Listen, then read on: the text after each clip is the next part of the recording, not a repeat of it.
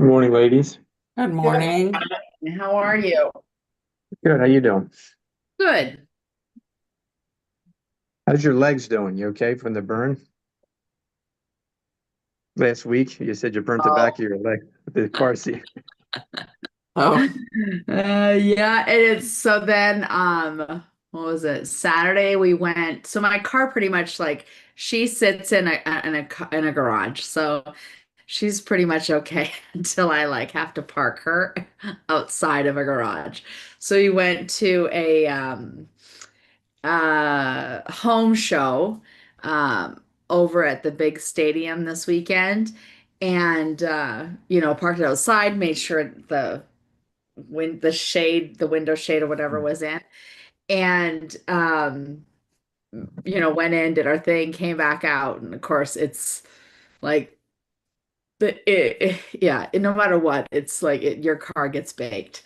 Oh, And so then I'm like trying to drive, but I'm having to like hold the steering wheel with the tips of my fingers because I forgot to bring my oven mitts. ah, I'm, I'm But okay. I should drive with oven mitts. right. It's funny you said that because what I'll do, and I forget to do this sometimes, but if I know I'm parking in the sun, the very first car I had was a 1964 Dodge Polara. Yeah. And I would have to, when I parked it, I would park the steering wheel upside down so the sun wouldn't hit it. So, because I always drive with my hand at the bottom of the steering wheel. So, but other than this is Nice. pretty funny. I never thought of that. Yeah, I think I just need to put oven mitts. Like in Canada, we'd wear gloves, but Driving gloves. Oh, that's funny. That's awesome. have driving gloves That's good. because it's a real thing. Yeah. So funny. So, Um, good morning, everyone. Super excited that we're here waiting for everybody to pop in. We've got more guests coming. We went to an event on Friday. It was a networking event and met some more really great people, which was really fun. And because it was at night, my car wasn't 100 and holy crap. So Ashley is actually one of the beautiful people that we met. Another uh, extraordinary woman, just, doing all the things, building up multiple streams of passive income for her family. So we'll be talking more about all that, all the fun things. So Tommy, did you want he we're trying something new. So we built out a whole SOP. Do you want I don't know about starting something new as much as we are just expanding what we do greatly.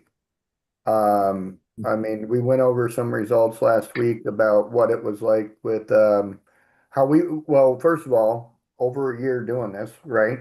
Um, we hit our 1 year anniversary back July 1st. So that was cool. Um, and so what we're doing now is we're expanding on what we've already been doing well, and we're wanting some feedback from the people that have been coming, and then some new people are going to be showing up, and we're going to get feedback from them as well.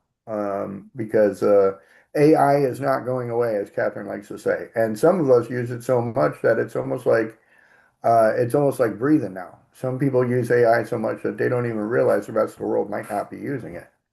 And we've encountered some interesting,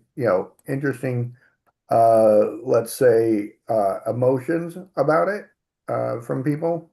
Some people are threatened by it still to an extent, which is to me um, kind of again kind of a shocker. I don't know how to really receive when people are upset or negative toward it. But maybe you can tell me how you feel about it, Catherine. What happens when people are like negative toward you about AI? Well, first I recognize that we happen to be early adopters, right? Like when you understand what type of person you are and personality, there's people who are like way early adopters, who like hear an idea and like jump on it. And if it works out, it works out. If it doesn't, it doesn't. But they, they can see things very quickly. The next set of people are they want to see it be used. And then they're like, oh, okay. And then they jump in. So there's the early, there's the early, and there's better words for it, but it is what it is. So I'm clear, I'm like in the second boat, and I think you're in the first boat, I'm in the second boat.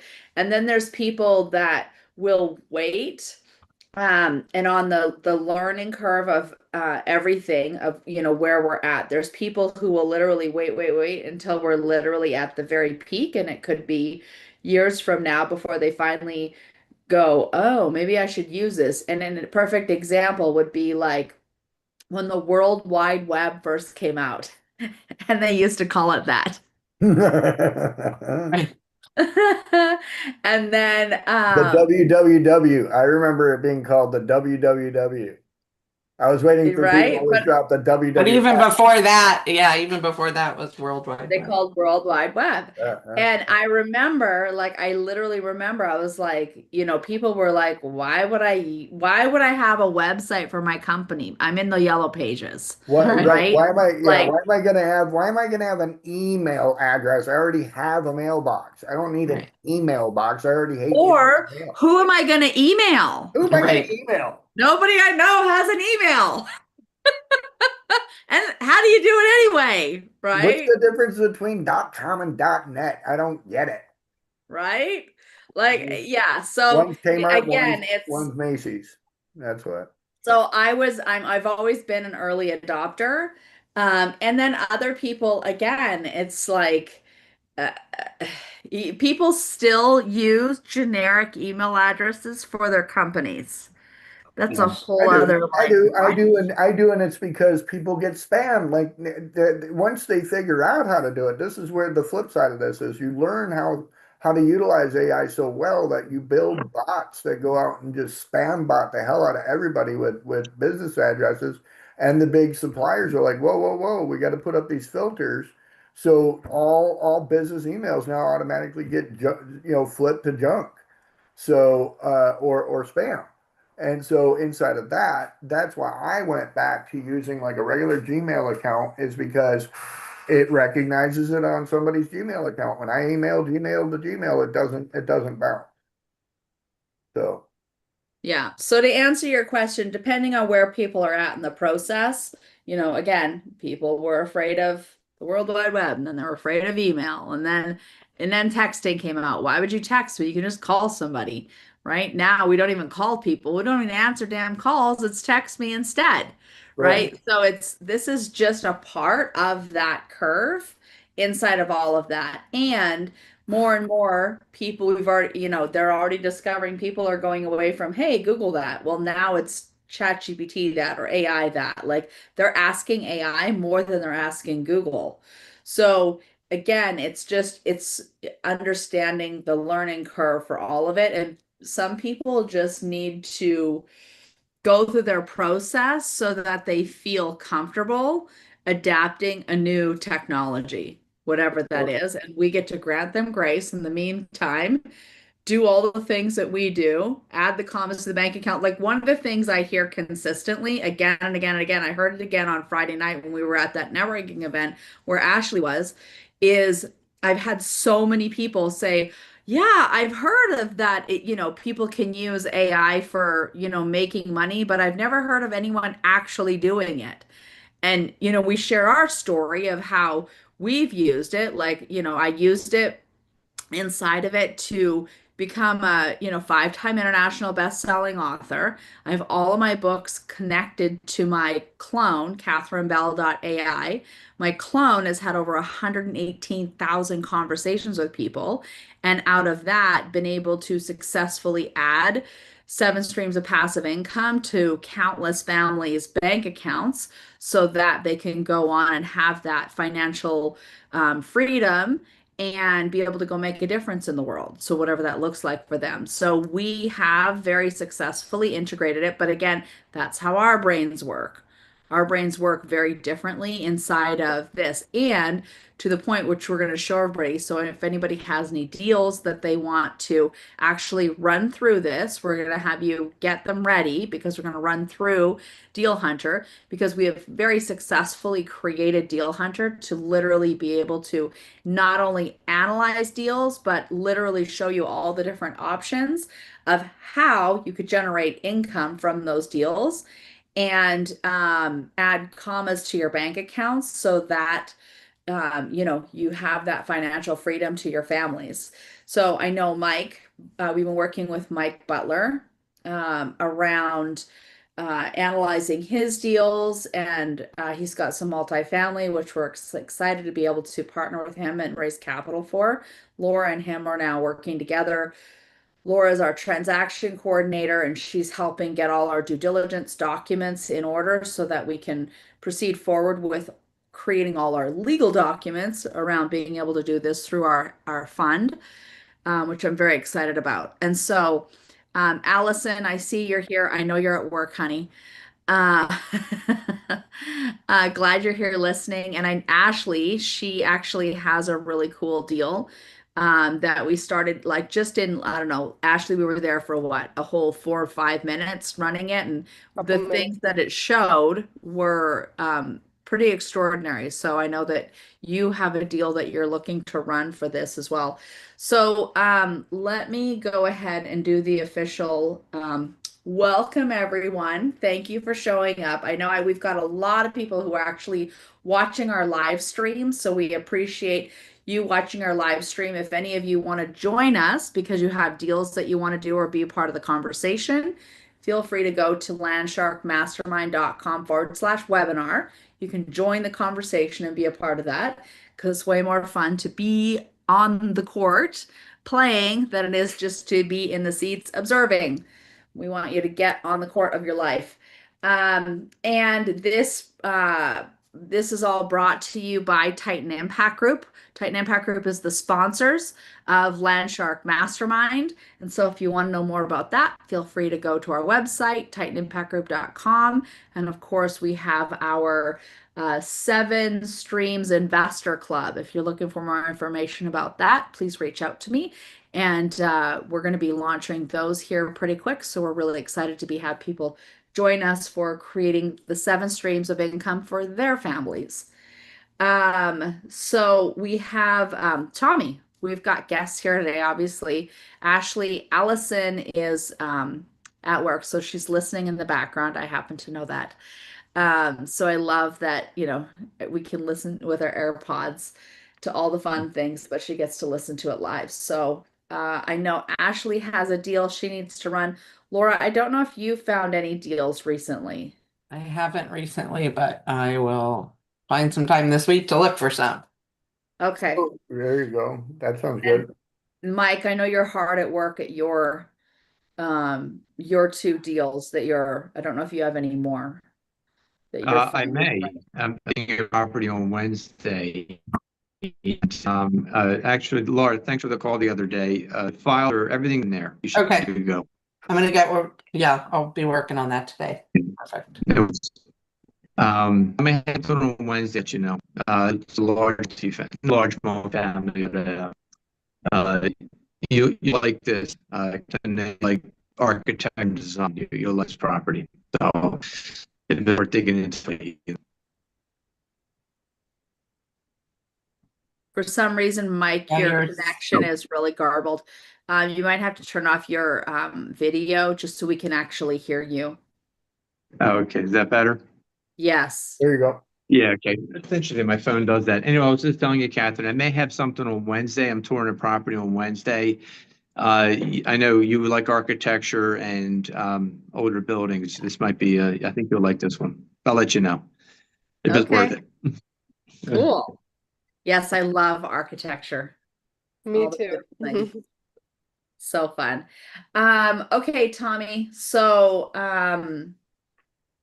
Well, yeah, we were talking about how to make money on AI, and then you were talking about being at that event with Eddie Marin. Eddie has this group that he runs out of Scottsdale that's pretty energetic. We liked being there. It was definitely uh, an experience, meeting a lot of new people. So enjoyed that a lot. And then I don't think I got to meet Ashley, but I'm assuming she was that's the event you're talking about. She was at. Yeah, she was sitting to my left. Got it. Got it. Wonderful. Well, welcome to Ashley. Welcome to Allison, I believe you said was in here as well.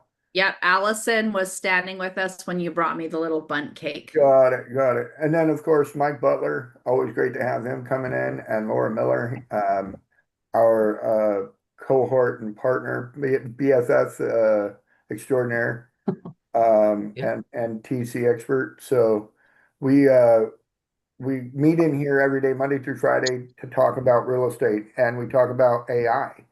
I heard somebody say the other day, are you AI first? And so I discovered, yep, that's me. Everything I do is AI first. I don't waste any time trying to do it the old human way. Like I see people walk into meetings with notebooks and pens, and I start to snicker a little bit because I'm like, oops, they're old. And here I am, 51 years old, and I'm relying on my AI device that's picking up the conversation. And it's going to tell me later all the stuff I need to know. I'm not going to sit there and waste my time writing down a bunch of notes and not know what the hell I'm writing notes about. I still write notes, don't get me wrong, but I don't do everything by note anymore. And so, another example of this, I want to share it with you guys real quick before we dive into some deals.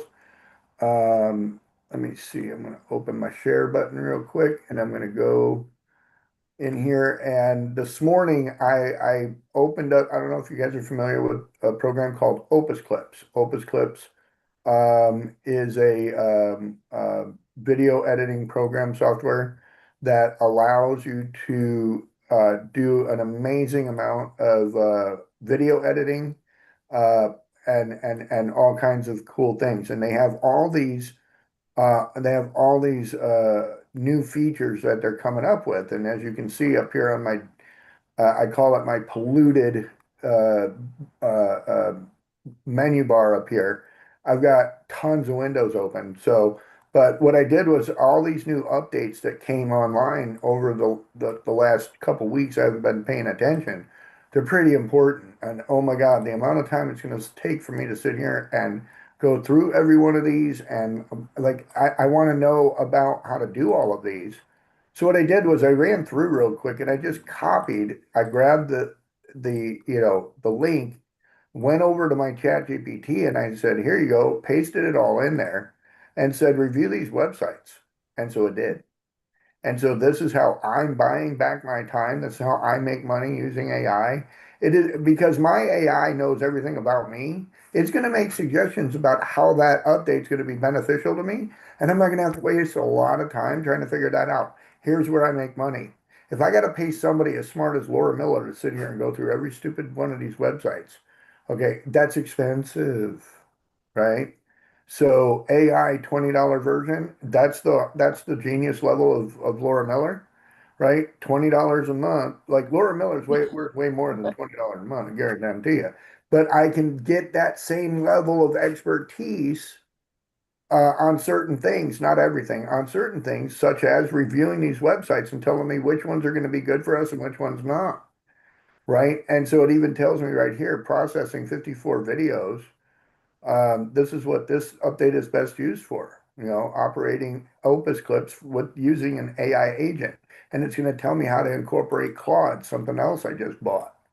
We use ChatGPT for a lot of stuff, but we also use Claude. We also use Gemini. Did you notice Gemini is now called, or Notebook LM is now called Gemini LM?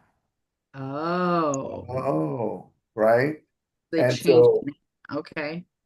or not Gemini LM, Gemini Notebook. Sorry, Gemini Notebook. So Notebook LM has become Gemini Notebook, right? Interesting. So I can do voice cloning and intentional dubbing on videos, like replacing the original speaker's voice with my own voice.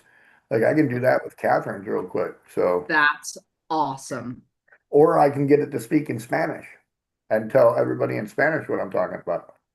And I can become like my favorite thing to watch on Saturday mornings. Old kung fu videos with really crappy lip syncing over the top. Oh That's my boy. favorite thing to watch ever. right? I thought I would learn Chinese that way. It didn't work. Anyway, the AI generated video B rolls, like it gave me every single one of them and told me what to expect. And again, if this is useful for you, if this is how your real life is like you don't have time to do stuff, then here you go, get busy, right? So off to do a real quick result of what I've been working on. Also today is that I've got a paint job that came in. I used free estimates. I put together the bid, sent it over to him. We got the job, right? So now what I'm going to do is I'm going to tell it, I want to get an Arizona ROC contract filled out for this job. Use all the numbers above. I don't have the homeowner's name, but you can leave that part blank for now. This is for Imperium Construction LLC. We will be starting the job July 25th, and it'll take us 7 to 10 days to complete. Depending on the weather, we will need to collect 20% down, 20% day of start, and full payment for materials at the day of start. We will collect the rest of it at the finish of the job and completion of the job. Make sure to detail everything and put it into a canvas so I can edit, copy, and download. Now this is a GPT model that I use. It's a white label for me. I use this because this is the way that I do contracts, but you can actually do this. Anyone can do this. Use free estimates to do contracts wherever they're at, as long as you have pictures or a product for it to look at. Oh no, but it seemed like it stopped my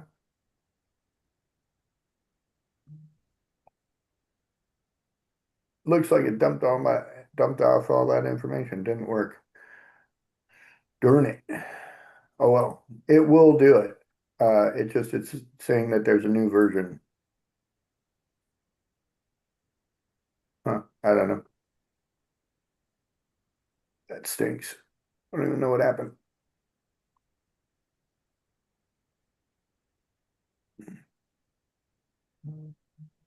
Anyway, it did provide me with a contract. Here's the residential contract right here. I'd get them to sign that, and then I'd be all set. So I wanted it to create a different one, but this is where I kind of intermix Claude with ChatGPT now. Claude prepares and does a way better job of putting together a contract than ChatGPT does. So I will take it from ChatGPT over to Claude and finish my product over there. So, and then to get busy on what the real true purpose of being in here is, we're going to start doing some deal hunting. So if you guys have deals that you want to run, put the address in the chat, or if you already know how to run them, go ahead and get it started and get ready to share your screen. I don't know if Blake and Katya are showing up today, or Tina So or anybody Katya's else. still in Africa, Yeah, yeah. and Blake isn't here yet. I know he's been house sitting, dog sitting. So what I'm doing is I'm going to put in a property right here, called 27033 North 64th Street, Scottsdale, Arizona. Scottsdale, Arizona 85266. And I'm going to tell it, run this deal. And what it's going to do is it's going to dive out and try to find some comps. It's going to do a lot of things that I've already taught it to do. And what I taught it to do is over 30 years of land development and real estate. I taught it to go out and find property. I taught it to go out and run that property as a deal. We ran a piece of property. Somebody last week came in, a guy by the name of Steve came in, and he had a deal down in Tucson where he has a building that Starbucks rented it for 9 months, and then they moved out. And so when I ran the deal, it came back and told me what to do with it as an investor, which basically insulted him because it was the lowball offer. So I had to come back and tell him, no, I wasn't trying to lowball you, partner. That's what an investor's looking at. I was like, if you wanted to look at it, like we're trying to sell it and that we can give it a new perspective, then we can do that too. But it's always going to look at it like I'm trying to buy it and do something with it. So, uh, so this one here, shows that this deal, this guy wants to get a 1.76 offer on the property. And he's stuck on that price. I tried to offer him 1.76 and turn the numbers a little bit to kind of benefit us, and he was absolutely hell no. So it was a rough deal on that, but it's outdated, super outdated, needs to be updated. It's currently an Airbnb, but not an expensive one. So we can go do a small tour of this thing. This is all off of the link that this provided us, right? So oh, apparently we have to 3D tour this thing. I don't inside the door, here we go. So I mean the windows are beautiful, however, they're outdated. They all need to be replaced. There's a poker table and a card table or a pool table and stuff. This is a daily Airbnb. It's owned by a guy that doesn't do anything but throw frisbee golf. He's a frisbee golfer. So, but it could definitely use this could use a way better system. Trying to get in the damn kitchen. Horrible.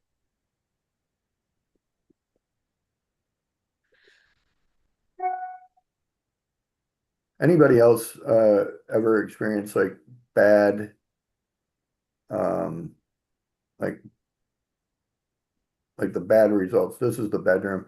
Bedroom was pretty decent. I want to see the damn kitchen because we went in the kitchen before. This Yeah, is the I prefer movie to theater. flip through pictures rather than do those virtual tours. Yeah, this is a movie theater. It's homemade movie theater. It's not even legitimately movie theater. I'll just say that. There's the kitchen. So as you can see, just outdated cabinets, outdated layout. It's got an island in it, but I think that yeah, they're calling this the dining room. Let's see what we can get a little bit closer into the kitchen. So you got beautiful view out the side right here. Um, the ceilings are tall. That was the good thing, was like the ceilings are super tall. Over here on this wall, it's got this fireplace, and on the other side of the fireplace is the, oh my God, I'm gonna get seasick. Go the other way, please. Yeah, there's like a fireplace over here, and TV is up here. Behind this wall is, no, behind this wall over here is where the movie theater is. And then there's some sort of bedroom back over there. Um, another, but yeah, here we go. Another bedroom, but no closet. So, oh yeah, no, it did have a closet. It didn't have a bathroom.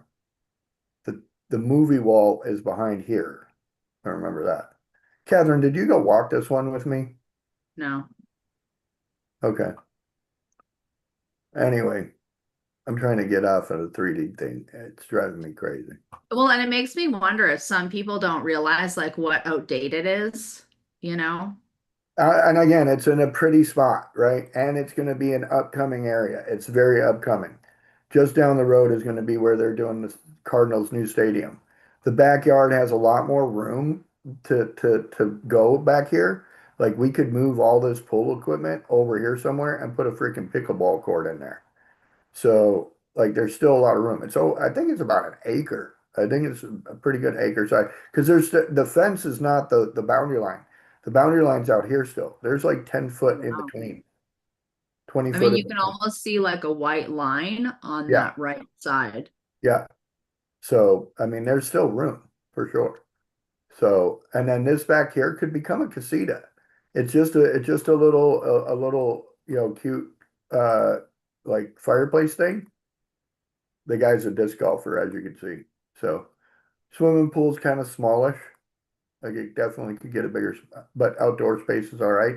There is water damage from a roof, but they said they had the roof repaired. I don't know what that means. So, but this right here is a big cost segregation. Like as you're looking through this, imagine how much cost segregation you can do and Right. you know, depreciation you can do in this place based on like again, we know this is outdated, but the taxes they don't care, right? And so getting all this wrote off this year, done. Next year, all brand new, you So know. for those of you, so really quick, I want to make sure, um, Ashley, are you, for yours and Allison's benefit, do you understand like the cost segregation and what we're talking about? How you could utilize that for if we were to take on this? Do you understand what that is? Yeah, they come out and look and see how much life certain things have left in them, like the roof or the windows, and then you can Not just the depreciate roof, based not on just the that. roof or the windows. You can write off the carpet, the cabinets, the trim, the pool, the casita, the landscaping. You can get, it's called a cost segregation study by an Mm-hmm. engineer. They'll go through and value out everything in here. And then what you do is you get to write that off. And this year it's called bonus depreciation. Anything that has a 1 year to 5 year lifespan, and it's not how much Mm-hmm. life is left in it, it's how much life it's expected at. So like the Uh-huh. windows have a 20-year expectancy, but the carpet is 5.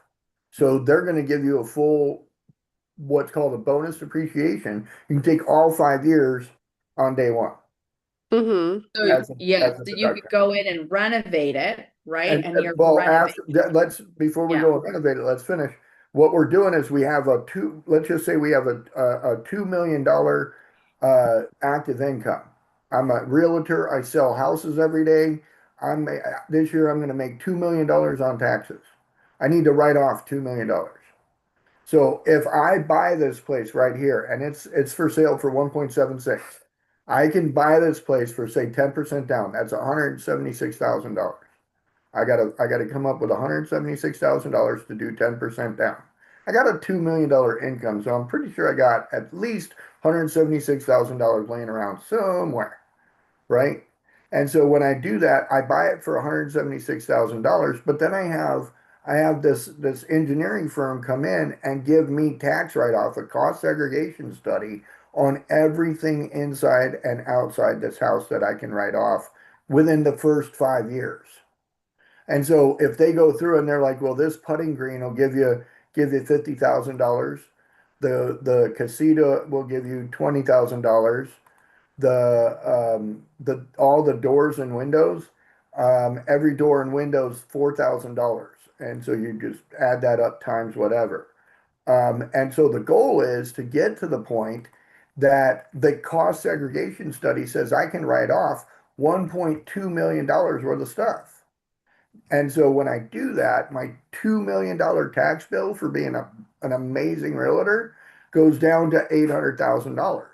I just bought this house for 179 plus closing costs and all the stuff. That's another $200,000. Now my tax bill's 600,000. Do you see what I just did? Mm-hmm. And so Yep. with $600,000, and the other thing is this is a short-term rental. I'm not living here. I bought it as an active income property. So that's how I get to write it off is that I'm going to be an active income property right here. Here's the other part. This place is only rented 6 months out of the year, not full year. So the income it actually makes is also write off because I'm not making any income on it. I'm actually losing money. And I can do that for 3 years, right? Mm-hmm. So that's how I shop as a very wealthy investor with $2 million to write off. I'm going to buy a $2 million home, and that's how I'm going to write off the $2 million home is by breaking it up into cost segregation, and knowing what I can do with it and what I can't, etc. So inside a deal hunter, it actually gives me as a investor, it gives me some ideas. It's going to underwrite it as a short-term rental. So basically assuming that 40% of gross revenue is going to be my operating expenses. I've got PITI and then, um, figuring in there that I'm going to have a debt of 75% of the loan to value, 7% rate at 30-year amortization. Management is included within the 40% operating load. So looking at it on the downside is if I take the gross short-term revenue of like the 180, which is about where they're at, I'm going to be negative cash flow. But if I'm on the upside where they're at the 260 and my net operating income is a 134, I can probably value it at a 7.6% cap rate. A DSCR score, commercial DSCR score 1.27 is now okay. I'm meeting my DSCR and I have a cash flow after debt of only $30,000. For a rich person, I'd rather pay taxes on $30,000 than on $2 million. Mm-hmm. My tax bill for 30,000, way different than 2 million. And then what about when you do the depreciation, isn't it that they want that money back when you like sell it? Or No, does it? no, because it's an income producing asset. And so if I write off all that on my if I write all that off on my taxes for this year, next year, that's what Catherine just said, is that we're going to remodel it. It's for next year. And to get to write off my 2 million for next year, I'm actually going to gut it and I'm going to remodel it and I'm going to spend $3 million doing that. And then I'm going to write off all of that as bonus depreciation. The rules changed as of 2025 when the One Big Beautiful Bill Act incorporated certain benefits to investors. And this is one of the benefits that investors got, was being able to take what's called 100% bonus depreciation. Mm-hmm. And so they get to take all their depreciation up front, and that way they can keep more of their income. And then there's no recourse or consequence if they go next year and do something different. Okay. It literally, like, every calendar year cleans the clock. Okay. And so you get to do something different. You're not going to be able to do it with the same property, but you will be able to do something different with the property, if that makes sense. Yeah, that makes sense. So it's kind of like when you play Monopoly, you land on the 3 properties, you get to build houses and hotels. Now, you could probably do that on that turn, but it's probably better to go past go a couple more times, then start buying your houses and hotels, you know? Mm-hmm. So it is a steps in a process type of thing. Michael's got his hand up. What's up, buddy? Thanks, Tommy. I'm going to stay off video because I think it'll work better. Tommy, correct me if I'm wrong on the cost seg. I always understood it that if you take the accelerated depreciation, you have to keep it for at least 3 to 5 years because IRS will do a clawback on some of that accelerated depreciation. That was the rule until they did the 100% bonus deal inside of the One Big Right. Beautiful Bill Act. Oh, okay, good. So Yeah, I know there used to be a clawback, but that's gone now. That's excellent. It's gone for now, not gone now, but gone for now. I don't know if they're gonna sunset it or if they're gonna make it a permanent thing. But what it allows you to do is get through development faster, and that was their rationale to it, Makes sense. right? Because so many people were buying stuff and then just letting it sit there and do nothing for 3 to 5 years, and then selling it to somebody else to do the same damn thing. Right. So there was Yeah. no incentivization to actually fix it because you were held to that regulation. And I call it that regulation was an anti-stimulation clause. And so, yeah, it makes sense. Like, you're working the system, but again, you're still working the system. Like, it's going to benefit the system. It's not a hurt, or a hindrance to it if you do it that way, you know? Right. So Right. That's good to know because I didn't know that it was. I knew you can do the you 100% gotta in 1 find year. you gotta find CPAs that understand that and know Right. that's available now. But yeah, you're not, the only thing you're not allowed to do is take your depreciation and your accelerated appreciation in the same tax bill. Right. Right. That's correct. That I That do part know. you can't do, but you can go Yeah. as far as on the other side of it to do the other. Right. Yeah. Yeah. Actually, on that note, Catherine, did I tell you, Catherine, that through a co-investment vehicle. You had an investor who was looking to do that very thing, take advantage of that 100% depreciation. Yeah.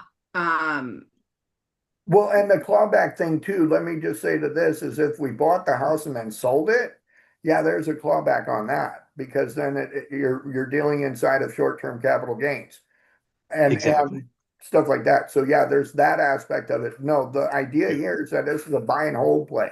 They buy it and they hold Yeah, it that's for fine. 3 years. Right.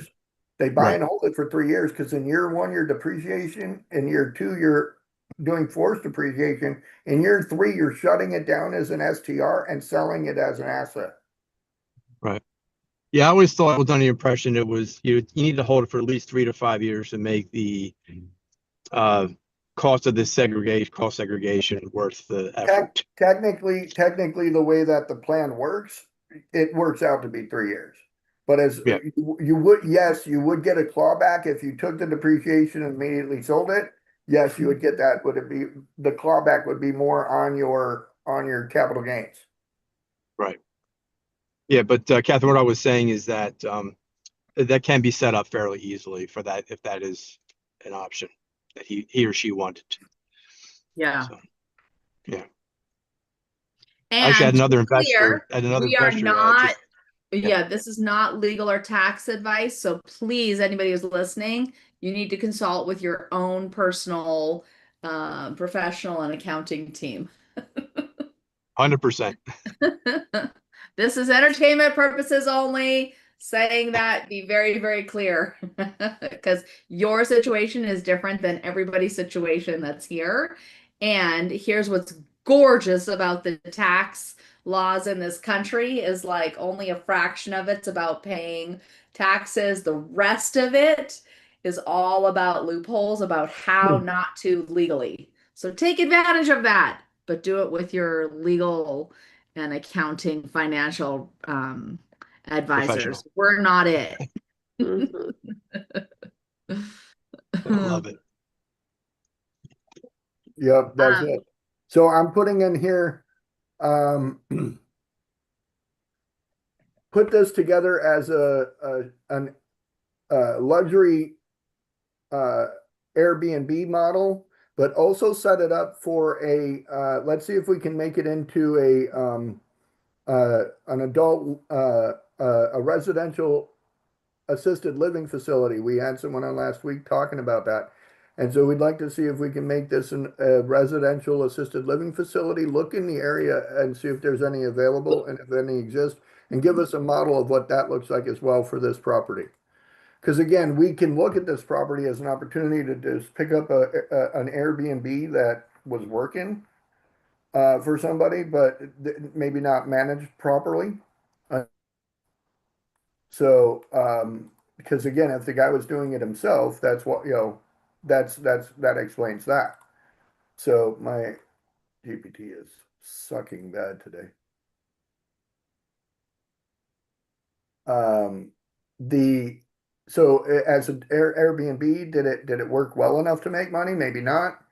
We can run it that way for a little bit, but I would figure in the next 2 to 3 years, maybe looking at it as an ALF stat, if we can uh, put it into a situation where it becomes a residential assisted living facility, and that would be a tremendous value add to this property as well. Don't you say, Catherine? Yes. Well, and I'm thinking about, the gentleman that, what is he, one of the top percent rated Airbnb hosts or whatever. And he's a who that knows how to be able to run these properties. So I'd be curious to run it by him and what his Yeah, analytics say about what he could actually generate. Because yeah. I'm I not actually, honestly, I love the cash flow of the model. I don't personally want to run it myself. So again, having him run it would yeah. be very intriguing. That's the point of working with people and joint venturing with people is when you don't like an asset class, don't beat up on it, don't trash it. Right. Like just don't I do just it. like cash Don't flow. do it. Let somebody else do it and pass it to somebody else. Because somebody else might appreciate being able to handle it and do, some people are natural born hosts. They like to go in and have that experience with people themselves. Yep. So, the idea is to put yourself in a situation where, um, you know all the asset classes, you just know which ones you like to do better. So in this situation, um, having a discussion with GPT about what to do on this property, it gives you rapid response on like, this is what it looks like to do this. This is what it looks like to do this. This is what it looks like to do this. And having that rapid um, uh, explanation available is a confidence booster. It's a confidence builder. When you're going to talk to the owner of the property, you're like, hey, this is what I found. This is what I'm concerned with. And then if we can't come to terms over that, then we got to come to terms on something else. So I went last week and we looked at that 5 acre property. I learned this morning they can't split it into 5 lots, 1 acre lots. It's actually zoned 1 unit per 5 acres. So with that being said, the value of it being a 5 acre lot's not there. So, so it says here marginal as a luxury Airbnb because the revenue reaches roughly 200 to 250,000 annually. Potentially strong as a 7 to 10 resident luxury assisted living home, but only after confirming Scottsdale's space rule. Zoning approval, fire building requirements, because we would have to increase it to have, sprinkler system installed and stuff like that. It is a single story, 5 bedroom, 3 bath, 4,100 square foot home. So that is promising. It does say that it has a 2025 roof on it as well. So those are good things. Air DNA says that average occupancy is about 60. The ADR in the area is 389. So the approximate yearly average is going to be between that 200 and 250. So if we were to do some things at this property to increase the average nightly pricing, we could probably make more money with it. So it shows here, if we went up to like $1,000 a night, it would make the closer to the 240, but at $750 a night, it's only going to be about 130. So Calvin and I were at the home show. We seen that they had these infrared beds at the home show for $60,000-$70,000. We could buy them and put them in there and probably add value to that, right? Yeah. So that's what that case study would look like. As far as that luxury Airbnb goes, our estimated NOI is about 73,000. And so that would make this property based on that price only about a 4 cap, and that's really low. That's really low. So we need that cap rate to go up. And the only way to do that is to increase that NOI. So it shows right here that based on that base run, $37,700 negative before income taxes. So bad move there. High performing, that's a different, that's a different setup. We'll be able to at least cash flow and get pretty good numbers. So on the Airbnb verdict, it's only if we're able to achieve that 240,000. Anything under 240,000 just not worth it. Now the residential assisted living model, it shows that there's 2 of them licensed in that zip code right around that area. So there's already 2 over there. Well, so Scottsdale says that up to 5 residents needs an R3 occupancy, and between 6 and 10 is an R4 occupancy. So to get to the 10 residents, it explains what to do to get there. So there needs to be 1,200-foot lot line to lot line separation from another care home, which we're not neighbors to them. So they don't want you stacking them next to each other, right? And so these are the things that they say are positive. These are the conversion challenges. And then best initial concept, 8 residents and what it might come out to. this is what we're looking at gross revenue wise, anywhere between 570 and 846,000. Now, you're probably sitting there going, whoa, those are bigger numbers than the Airbnb. Yeah, but your expense ratio is still the same. And it's probably higher. It's probably closer to 60%. Okay. So your estimated NOI, total expenses over almost 600,000. Your estimated NOI is only 126,000. So based on the 126,000 cash flow before taxes, when you take care of your debt service and everything else, only about $15,000 a year, right? So that's barely $1,000 a month. That's perfect for a guy who has a income problem, right? Is perfect property for a guy with an income problem because it doesn't have a lot of income, but it's got a lot of write-off, right? So that's who this perfect buyer is, right? So, because you still got to do all this stuff to it to get it fixed up to be that Airbnb, to be that assisted living. The assisted living situation, you could sell that property after the fact, but you're going to be selling it based on cash flow, not on property value. Right. So some of the ways that you can get into this deal are listed here. So, and how to get it a go, no go. So again, keeping an eyeball on it. So Ashley, do you have a property? Catherine said you had a property you want to run. Did you put that Yeah, in? it's in the Zoom chat. You should see it right there. Do you see it in the Zoom chat? Yeah, I'm trying to copy it real quick.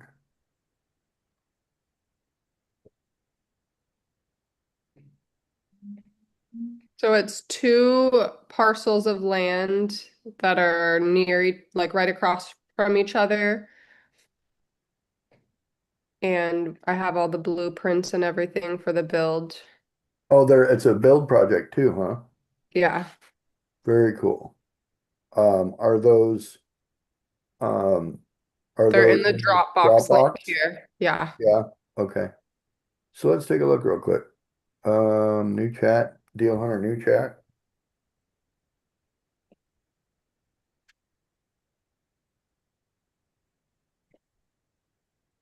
And did it catch the other one? I don't think it caught the other one. Maybe it did, maybe it didn't, maybe it did. Yeah. It has, wait, yeah, it has both there. It says eight. Yeah. Okay.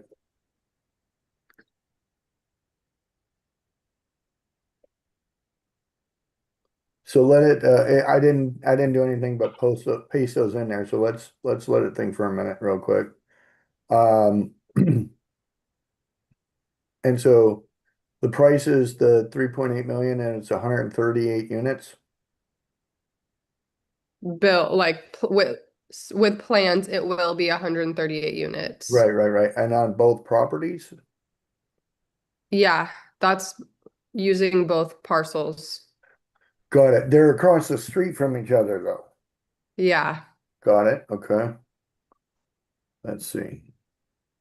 Let's tell it what we want to do. This is a shovel-ready project that has blueprints and permits already. And what we'd like to do is go ahead and do a scrape on the permits and see if they're available. It looks like it's gonna be a large development, see what you can find for us. And I'm only doing this so that I can show the power of what this thing can do with minimal information. Like we already know the information, so let's see what this thing can do to see if we can break it and let it come back with what it might do. But in the meantime, I'm gonna go pop open the Dropbox and let everybody take a look inside the Dropbox here. In that you have a good mix of details. We've got the civil plans, contractors bid, elevations. Do you already have contractors on it or no? This was a project they were gonna do a few years ago, so it's just a bid. Got it. They called it the Wilshire. This was from Toffel Dent. So they're looking at about a $33 million build. Okay, we can dissect that a little bit more inside of free estimates. But how long has this been sitting, that you're aware of? Those plans were from, I think, 3 years ago. Got it. Wow.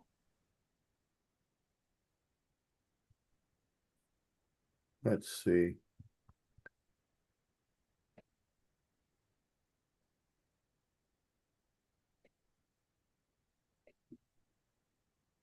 Looks like the sites are adjacent to each other. There's 3 buildings, possibly.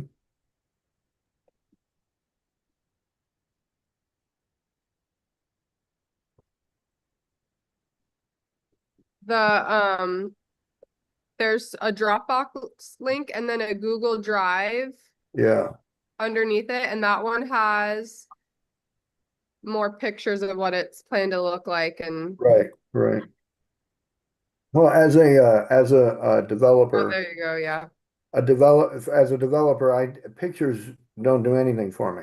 I need to see blueprints in order to understand what I'm looking at. Right. Because I can look at this and go, yeah, that's a pretty picture. What's the dirt look like? Without knowing what the dirt looked like, then I get concerned because like, oh, what am I really looking at here? So it looks like these are garages, bays of some sort. They got the 3-story units here. Yeah, so 3-story walkouts. Okay. And then they're selling the project though at 38. Do they have any of the financing in place yet? If you're aware of that? No, they don't. No. Okay. Hmm.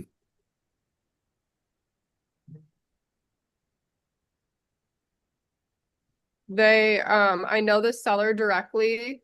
Yeah, He has one partner. The seller that I know is going through some health issues, and the other partner wants out because it's uncertain when they'd be able to do it. So they're right. selling And I mean, like a so wholesale. they've been on this for a while. It's been sitting there since 2020. Um, and they've got some work into it. So 4 or 5 years of work into it, and they haven't made it this far. Um, that's the only concern that I have is like what has been the holdup, and get it, like if they have all this done, what has been the holdup in getting it done? So, What I was told was they were gonna build like 2 or 3 years ago, and then someone right across the street started building like right before them. So it was like they were worried about getting it rented right away, or like there was yeah. too much competition. This one right here in the bottom right, that went Mhm. up like a couple years ago. Yeah. And so that's right about 83rd and Palm. I know where that's at. Um, yeah, the term that we use is called absorption. The Mm-hmm. absorption rate in the area is pretty extensive. There's already quite a bit going on there. Mm-hmm. So that place in the right-hand corner was there it's been there for a while. This, Okay. it's been there since 1986. That was one of the first developments there. Okay. Well, that's what I was told. Something else went up Correct, right yeah, well, nearby there. you can see, like, that's what the point of these are. So vacant, vacant, vacant, all the way around. This is all new development behind it, but when it became new development is back in 1996 and then this is the condition of the site currently, it's flat. As a matter of fact, I think I actually, now that I'm looking at the dirt, see, I told you it's always the dirt. Um, Now that I'm looking at the dirt, I know I went out there and gave somebody an estimate on doing all the dirt work on this. I bet I've got record of it. So, because I'm looking at the pictures, I never seen the soil test because I never made it that far. I just gave them a price, told them I wanted my own soil test, but this could be one of them I looked at. So anyway, And to me, I would have spent days sitting here reading this stuff, and I would have went and brewed some coffee by now, and I'd have be on my third cup by now going through this. Like I'd have had to have 16 cigarettes before I was done with it. I used to smoke, now I don't. So that's one of the things that GPT helps me do is not crave cigarettes because this would have been a two-packer right here. This thing would have been a two-packer and two pots and two packs easily. So, but it's a really good project. It looks like it's got enough room on it to do something. So, what is your condition in this is that one of the principals, you're direct to seller on that. And so what you're looking to do is help dispo this for them. How um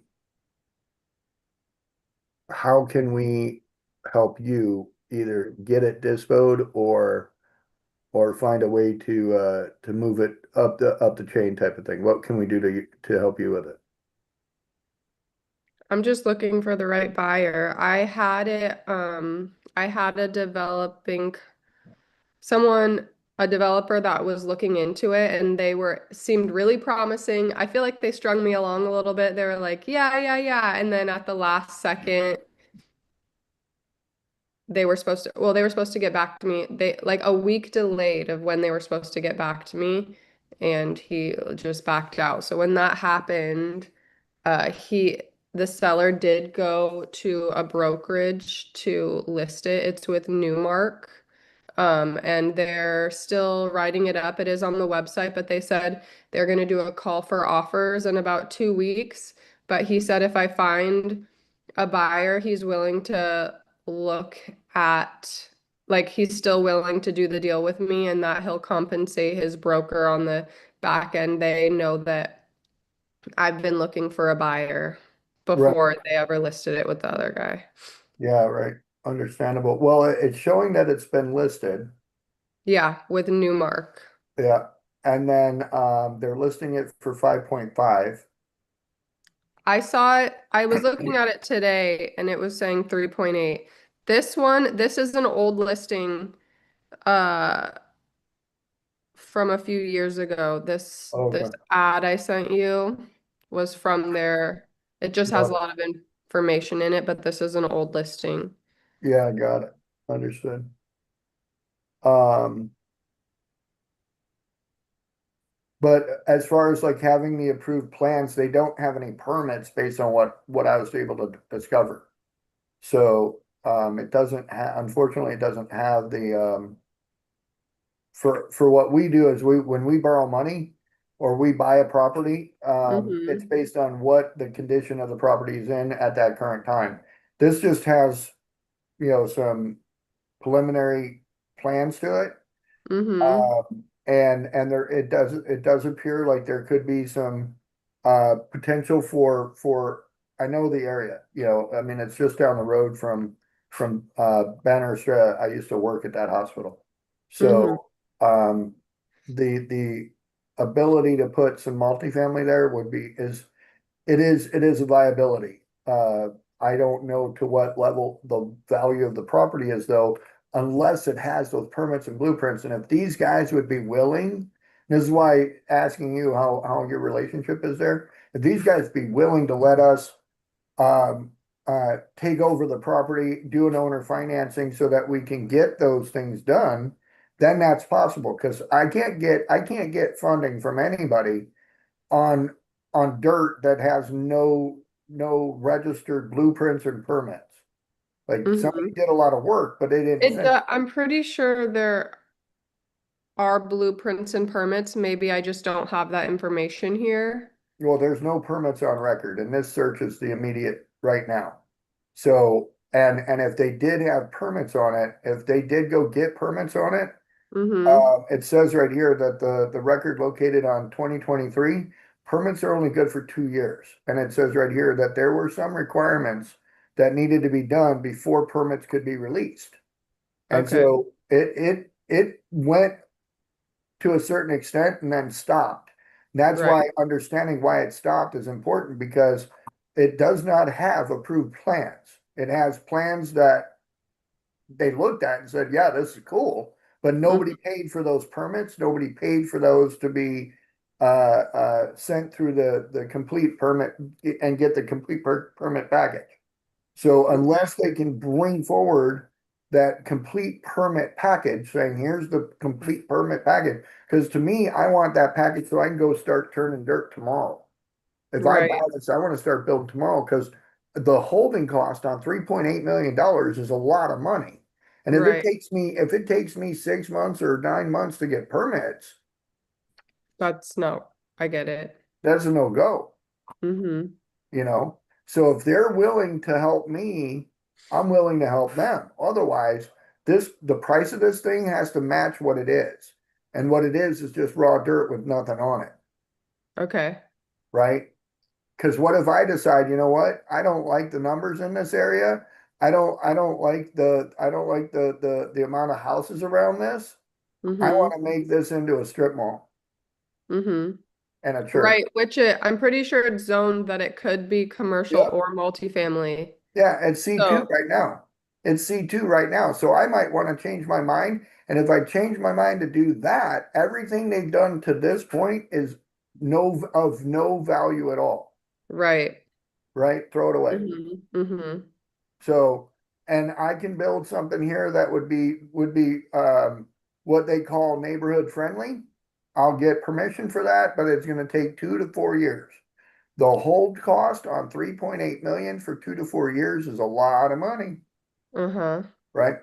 So, um, and So again, yeah, you, this being an old listing or whatever, very important because you can see here, this is the average price back then. That's why they justified it at 5.5. Which mm-hmm. the price per square foot's about $20 a square foot. Only if it has blueprints and permits. If it's just raw dirt, it's more like $2 to $3 a square foot. That's why it didn't sell 2, 3 years ago. Okay. So, because this dirt, I mean, the dirt right across the street from it's only worth $3 a square foot. Mm-hmm. So again, like it's only valuable to what is on it. If it already has the documents, it's worth a lot of money. But if it's just promise documents, those promise documents take a while to get. Okay. So So the So questions you really want me quick, to, it's, yeah, sorry. yeah, we're 5 It's, after. yeah, we're 5 after, so we need to either circle back to this tomorrow. Yeah. I But I've like got the a couple. property. I like the idea. I like the project, but again, I like it on a different day with a different person trying to sell it to me in the sense that they understand this is a property that's not ready to do dirt work on. It's just ready to start working on getting stuff done. So it's but the approved plans is very much not the truth. okay, so what questions do you want me to ask them?